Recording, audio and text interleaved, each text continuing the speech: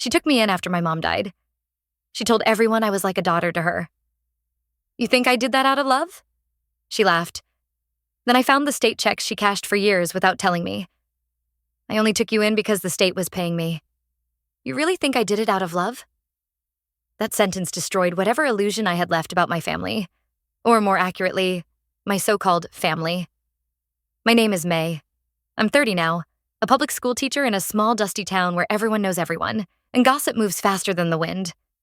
Growing up, people always told me how lucky I was to have Candace. You're so blessed, they'd whisper. She's a saint for raising you and your mom died. Even I believed that for a while. My biological dad bailed on me before I was 2, and my mom passed away in a car crash when I was 12. After that, no other relatives stepped up, except Candace, my mom's older sister. She didn't have kids of her own, and I remember her arriving at the hospital like some kind of savior, saying she'd take care of everything. Everyone clapped.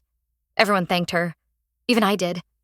But no one ever noticed how I stopped speaking in public after moving in with her. No one noticed I didn't have new clothes for school. No one asked why I worked weekends starting at age 15. They just saw a smiling woman bringing a shy girl to church and called it healing.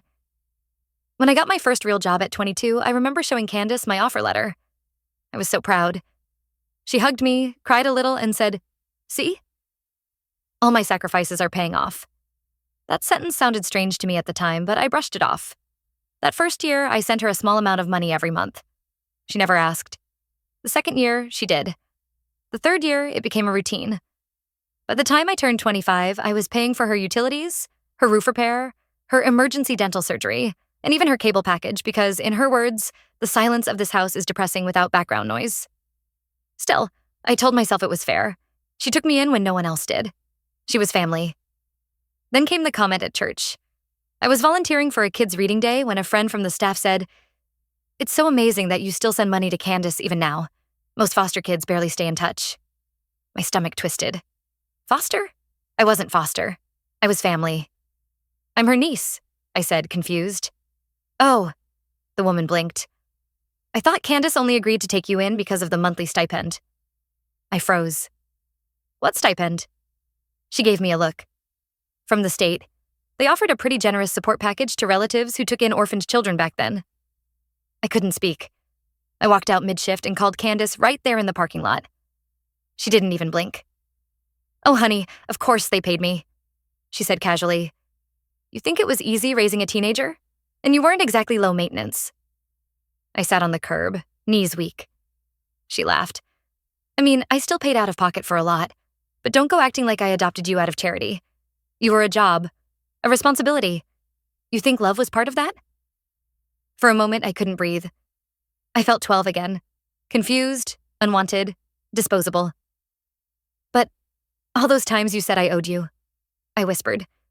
"Well," she replied, "you do. Maybe not for taking you in, but for staying, for not turning out like your mother." That night, I cried harder than I had in years.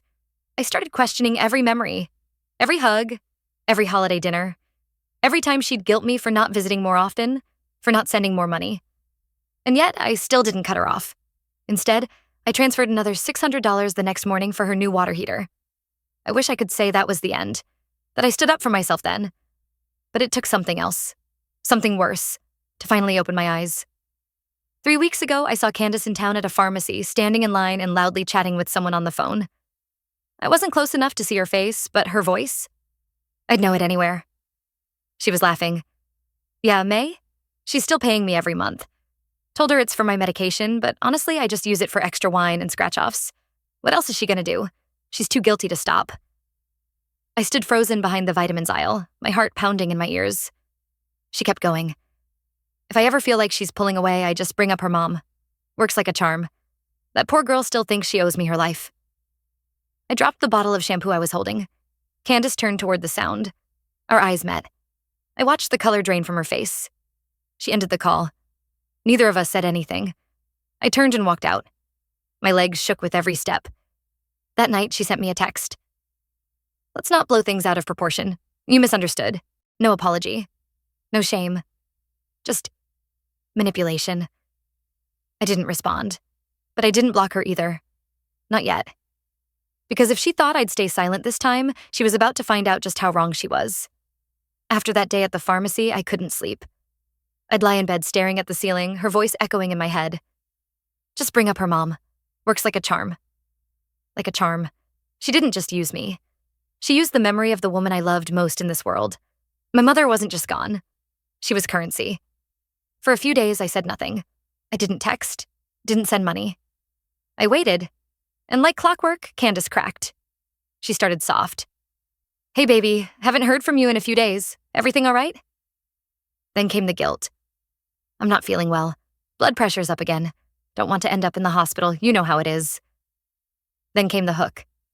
I was just remembering how proud your mom would be if she saw the woman you've become. I'm so grateful I could be there for you when she passed. My fingers curled into fists.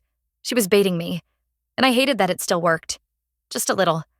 Because part of me still wanted her to be the woman I believed she was, the one who took me in. But the other part, the louder part now, was done being her puppet. I didn't respond, so she escalated. May, I don't understand this cold shoulder. If this is about the store, I already told you. You misheard. I would never disrespect you like that. Liar. I've given you so much, sacrificed so much. And this is how you repay me? That line pushed me over the edge. I opened my bank app and scrolled through the payments from the last 5 years. Over $34,000. Rent, repairs, utilities, random emergencies. And I remembered everything I didn't do because of her. The car I didn't buy. The trip to Ireland I canceled. The therapy I never started because money's tight. I sacrificed so much. So she could play scratch-offs and sip wine on her porch like royalty. That weekend, I went to visit my mom's grave. It was the first time in nearly a year. I usually avoided it because Candace always insisted on going with me, turning it into a performance. She'd cry loudly, talk about what a burden May's been carrying, then make sure everyone at the cemetery heard her. This time, I went alone. I brought my mom her favorite, sunflowers, and sat cross-legged in the grass. And for the first time, I spoke out loud. Mom, I don't know if you'd be proud of me right now. I've been a coward for a long time, but I think I'm ready to stop letting people hurt me just because they say they love me. The wind blew softly. I let the silence sit. That evening, when I got home, I found a voicemail from my cousin Leah, Candace's niece on her husband's side. We'd barely spoken in years, but her message changed everything. Hey, May. I know we haven't talked in forever, but I saw you at the pharmacy the other day, and I have to tell you something. I've been biting my tongue about Aunt Candace for years, but after what I overheard recently, I just can't anymore. My chest tightened. I was at her place last week. She invited a few people over, and she got a little tipsy. Started telling this story about your mom. She said, your mom was always a soft little thing, never had the spine to raise you properly, and that she did you a favor by dying early. Said it out loud, in front of everyone. I stopped breathing. May, I'm so sorry. I know this probably hurts, but you need to know what kind of person she really is. She's not who she pretends to be, not even close. I replayed the message 3 times. Each time, that sentence hit harder. She did you a favor by dying early. Candace, the woman who looked me in the eyes every Christmas and said, your mother would be so proud, had been mocking her behind my back. My mom didn't just die. She was erased, twisted into a punchline, a weakness, a means to an end. I sat on the floor, my arms wrapped around my knees, shaking from rage and grief. This wasn't just betrayal. This was desecration. The next morning, Candace sent me one final message. I know you're upset, but I've always done what's best for you. You wouldn't have survived without me. Maybe someday you'll understand and stop pushing away the only family you have. The only family? She lost the right to call herself that the moment she spat on my mother's memory. I didn't reply. Instead, I opened my laptop and began writing something I should have written years ago. A letter to myself. It started with, May, you're not a debt. You're not a burden. You're not a product of someone's pity. But I wasn't done yet. Because Candace thought this was over. She thought I would stay quiet like always. She didn't know I was about to open every closet, drag out every skeleton, and finally expose the lies she built her life on. And the first crack would come from a letter. Addressed not to her, but to the state that once paid her to raise me. After Leah's voicemail, something inside me cracked. It wasn't just pain anymore. It was something sharper. Something that burned. I'd spent years letting Candace dictate how I should feel, how much I should give, who I should be. all while she ridiculed the only person who had ever truly loved me, my mom. She didn't just take advantage of me financially. She erased my mother to justify it. I barely slept that night. Instead, I stayed up combing through boxes of old documents. I knew there had to be something from the time Candace took me in. I wasn't even sure what I was looking for until I found it. A faded manila envelope stuffed at the bottom of an old moving box. Inside, a photocopy of a custody form, a few signed receipts, and a letter from a government office marked 2005, the year my mom died. The letter thanked Candace for enrolling in the Relative Guardian Assistance Program, confirming her monthly compensation. I stared at the number, $1,248 per month, for 6 years. I did the math. That's over $89,000. $89,000 to raise me. And yet she still convinced me I was a burden. Still called me ungrateful. Still made me feel like I was repaying a debt she never paid in the first place. The betrayal hollowed me out. I scanned everything, took photos, made backup copies, and then, for the first time in my life, I made an appointment with the state office that had processed her original paperwork. The receptionist's eyes widened when I explained who I was and what I'd found. She scheduled me for a meeting the following week, and as I walked out, something strange happened. I smiled, not because I was happy, but because I finally felt like I had power. Candace's entire narrative, "I rescued you, you owe me, you'd be nothing without me," was falling apart. And she had no idea. That afternoon, she called me 6 times. I didn't answer. Then she left a voicemail. "May, I don't know what you're playing at, but I can feel it. You've changed, and I don't like the tone. Don't forget who raised you. Don't forget what I gave up." I played it twice, then saved it. Later that night, while sipping tea on the couch, I got another call. This one from Leah. I answered. "Hey," she said, hesitant. "Are you okay?" I took a breath. "Number, but I'm getting there." "I need to tell you one more thing," she said quietly. "At that party, Candace didn't just talk about your mom." "What else?" I asked. Leah hesitated. Then she whispered, "She said your mom was the weak one in the family, that she never should have had a kid. That if she hadn't died, she probably would have screwed you up worse than she did." Silence. My throat tightened. She said that?" "Word for word," Leah replied. "I wouldn't lie to you, May." I hung up without saying goodbye. I couldn't breathe. My hands were shaking. It was one thing to manipulate me, to guilt-trip me, to treat me like a walking bank account. But to smear my mother, the woman who gave me life, who loved me without condition, as a way to prop herself up, that was a different kind of evil. I wanted to scream. Instead, I sat on the floor, knees to my chest, whispering, "She was a good mom. She was a good mom. She was a good mom." I must have repeated it 50 times before the tears finally stopped. And that's when I made the decision. I wasn't just going to expose Candace. I was going to strip away every lie she built her life on, starting with the one she told herself. That night, I sent her a text. "I know everything, including what you said about my mother. You have 48 hours to return every cent I gave you voluntarily after I turned 18, or I take this public." I expected fury, threats, manipulation. Instead, I got silence. 12 hours passed, then 24, then 36, and on the morning of the second day, I got an email from a law office. My stomach dropped. I opened it, and there it was. Candace was filing a cease and desist, accusing me of harassment, of emotional abuse, of threatening her.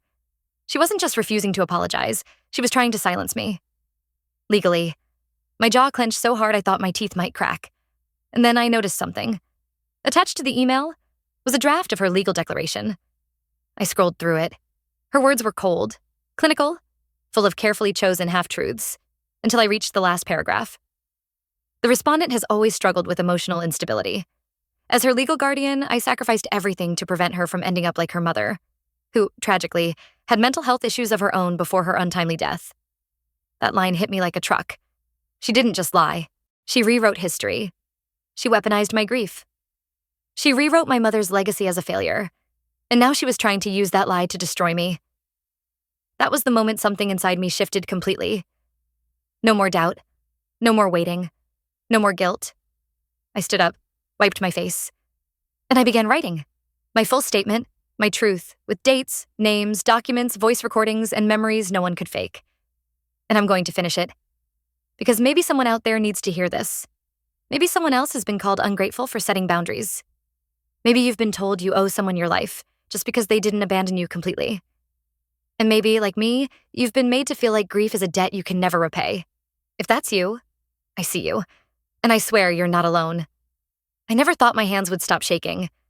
Even after I drafted the full statement, after I copied the documents, the payment logs, the voicemail transcriptions, I still felt like that scared 12-year-old girl who stayed silent because silence felt safer than rejection.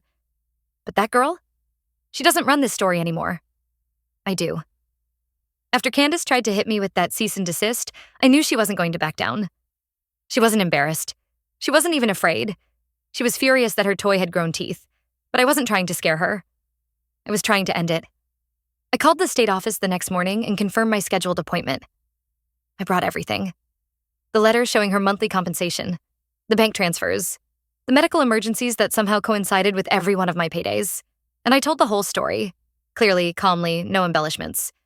The woman across from me didn't interrupt once. When I finished, she asked quietly, "Do you have proof that she misrepresented anything after your 18th birthday?"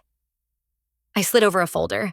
Inside were copies of messages Candace had sent me, guilt-tripping me, promising she'd pay me back as soon as things settled, even asking for money in exchange for help with renewing an old passport I needed for a job application. That was her mistake. She left a paper trail, and now it was mine. After the meeting, I was advised to file a separate civil claim, not for reimbursement, but for fraud and emotional coercion. It wasn't about the money anymore. It was about the principle. She exploited her role. She emotionally manipulated me, using my mother's memory as currency. It wasn't just immoral. It was dangerous. That night, I posted anonymously in a local community group online. I didn't name her. I didn't have to. I wrote about how some guardians manipulate the narrative of being a savior, when in truth, they're predators of vulnerability. I detailed how guilt becomes a leash, how family can be the mask worn by someone bleeding you dry. The post exploded. Within 2 days, over 600 comments. People shared their own stories. Some messaged me privately. Others began connecting the dots. She said the same things to my niece. She once told me she was still raising her grown niece for free. Guess that wasn't true. The tide was turning, but I still hadn't said her name. And that's what really drove her mad. On the 3rd day, I got a call. Blocked number. I never answer those, but that night I did. It was Candace. Her voice was trembling, but not from sadness, from rage. "You're ruining me, May. You think I don't know what you're doing?" I stayed silent. "You ungrateful little brat. After everything I've done for you. All the years I gave up. All the sacrifices." I could hear her pacing. "You want attention? Fine, let's give it to you." She hung up. I didn't know what that meant, until I got a call from Leah 10 minutes later. "May, she's posting about you, right now, on Facebook, on her page. Full name, pictures, saying you're mentally unstable, that you fabricated everything." I opened the app, and there it was. A long, rambling post with every classic gaslighting trick in the book. How she rescued me. How I spiraled after college. How she stood by me when I had no one. And then, the final blow. She included a photo of my mom, and captioned it, "I made a promise to my sister to protect May, even if it meant being hated." My vision went red. She dared to use my mother as a shield. She wasn't just lying now. She was rewriting the entire story, with my face in it. But what she didn't realize was that she'd just made her first legal mistake. She went public. She named me. She posted false claims. She defamed me with documentation. So I called my lawyer. Yes, I had one now. We drafted the defamation claim the next morning. It was clean, precise, with screenshots, timeline, context. But I wasn't done. Because the truth? It was bigger than both of us. That afternoon, I walked into the local community center, the same one where she'd once been honored as a guardian hero for her work with youth. I asked for 5 minutes during the open floor. I stood on that stage and told my story. Not with rage, not with bitterness, but with facts. How I'd been taken in. How the financial support from the state never reached me. How emotional manipulation was dressed up as maternal love. And how grief had been turned into a leash. No names, just truth. People listened. Some cried. Some stood in silent understanding. And just when I thought the moment had passed, I saw a woman in the back raise her hand. She was older, shaking. She said quietly, "Candace did the same to my grandson." took in the checks, never let him out of her sight. The room went silent. I stared at her, frozen. I never said anything, until now. She pulled out a small folder. Inside was her own copy of Candace's payment records. I felt my knees wobble. Because in that folder, dated 3 years before I moved in, was a listing for another child. Candace had done this before. She had a pattern. And suddenly, everything fell into place. All the donations, the community praise, the subtle strings she pulled behind closed doors. She wasn't a misunderstood aunt. She was a serial manipulator who'd perfected her image as a savior. And I had just pulled back the curtain in front of the entire town. I don't know what happens next, but I do know this. If you've ever been told you were too sensitive for noticing the cracks, if you've ever been called ungrateful for setting boundaries, if someone weaponized your love to feed their ego, you are not the problem, and you are not alone. The morning Candace was officially served, she posted another vague status. Something about betrayal. Something about letting go of toxic people. A Bible quote slapped on like a Band-Aid for a gunshot wound. But behind the cryptic words and soft filters, she was unraveling. Because this time, the people who used to applaud her were starting to ask questions. The community center launched an internal review. Her Volunteer of the Year plaque was quietly removed from the wall. One of the families she used to mentor pulled their kids from her program. And at the grocery store, people stopped making eye contact. She was losing the one thing that had protected her all along. Her image. But the final blow didn't come from me. It came from the state.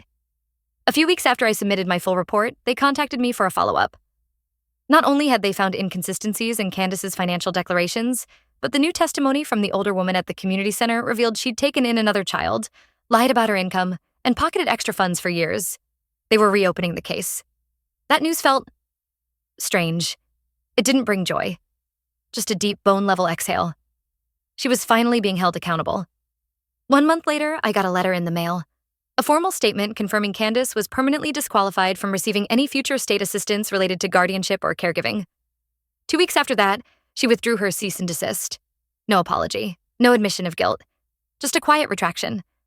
But for once, her silence worked in my favor. And then came the day I didn't expect. I was leaving school late, arms full of student essays, when I found a card taped to my windshield. No envelope, just my name on the front in rushed handwriting. Inside was a photo. It was me, probably around 13, sitting on the back porch with my mom. I had forgotten this moment even existed. My face was tucked against her shoulder, her eyes closed, forehead resting against mine.